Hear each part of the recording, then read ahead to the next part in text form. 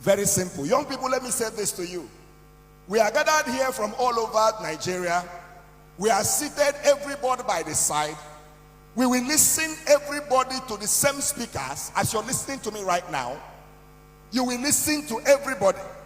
But it is not everybody that the words will be effective in their lives.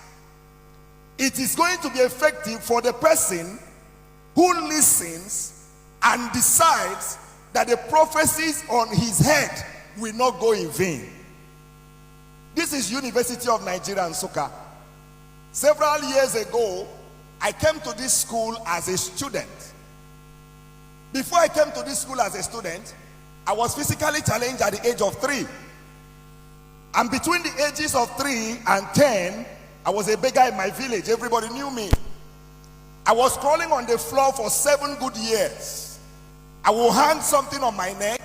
I will go to the marketplace to beg. That was what I was doing for 7 years.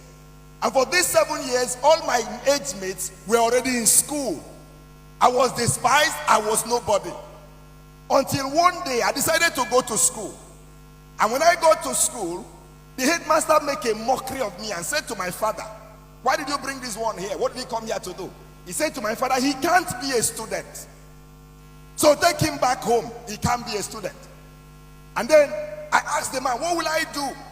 If you want to maximize who you are in life, you don't tell stories of what has happened to you. You tell stories of what will I do to come out of what has happened to me. That's the question. So I asked the man, "What will I do?" He said, "Go and learn how to walk." And for 1 year, I was learning how to walk with this stick. And I'll take a step and I will fall. Young people, listen to me. On the journey to success, you're going to fall several times.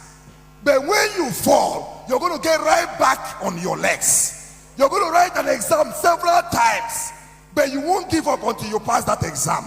You're going to go for interviews several times. You're going to be rejected, but each time they reject you, you return. You're going to set up businesses several times. You're going to make mistakes, but a mistake does not define who you are. And so from primary school, working with a stick, I came to this University of Nigeria, Nsukka. And when I entered this school, life was a hell for me. No money to eat, nothing. And then, to make matters worse, I didn't have a leg to walk with. I was telling my driver that brought me that I used to walk from 6 flats to Akintola Hostel with this stick in my hand. Why? Because I wanted to prove somebody wrong. I knew I might be physically challenged, but that is not who I am.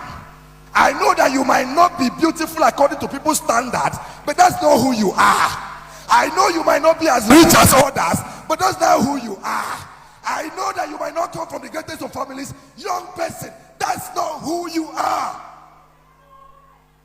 So I came in here, and then I had a terrible experience after I lost my dad.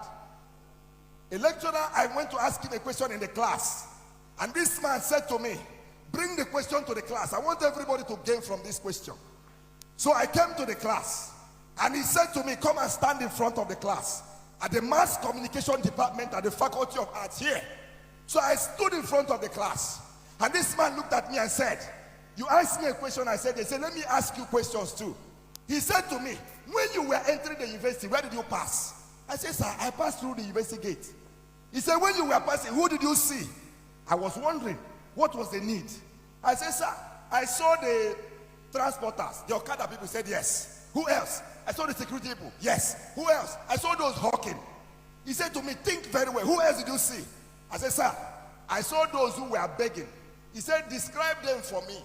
So I described them to him. I said, "Some of them are blind, some of them are physically challenged." This lecturer pointed me in my face and said to me, "That's where people like you stay, at the gate." He said to me, "Pack your things, go to the gate, sit at the gate and beg." He said to me, "You will never become anything.